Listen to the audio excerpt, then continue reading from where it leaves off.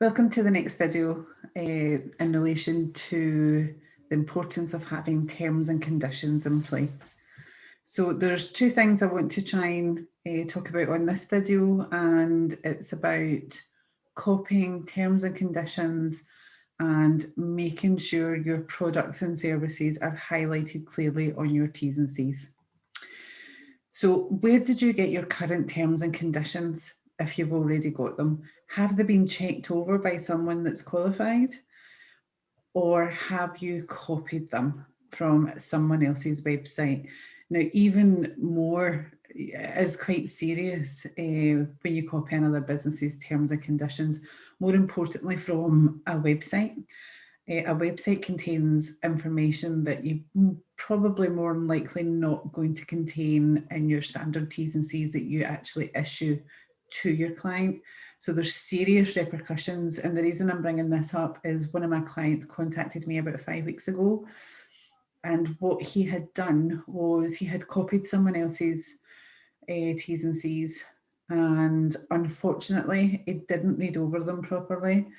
What he did miss was that he had the other business details contained within those T's and C's.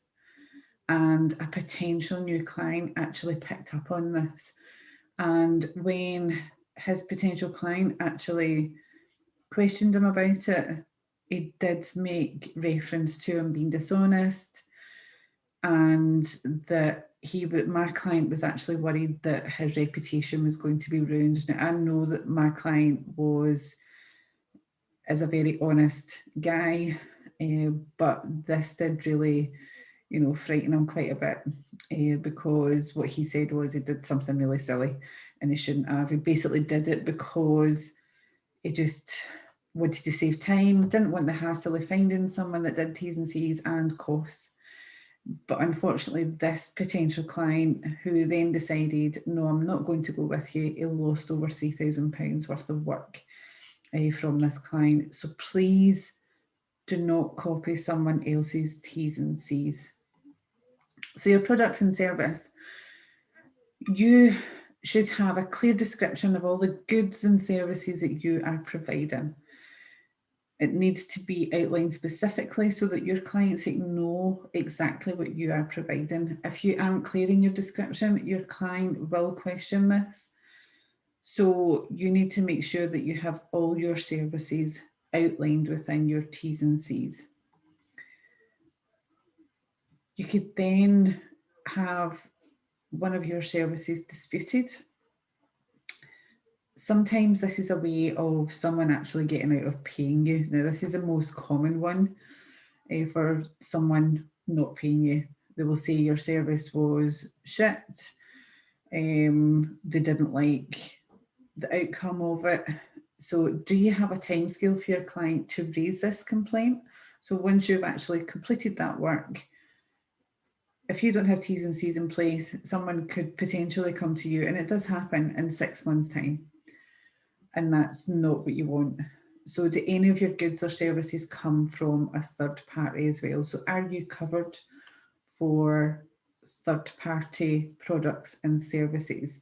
And you need to provide clear rules on what you accept and don't accept should a service or product go wrong.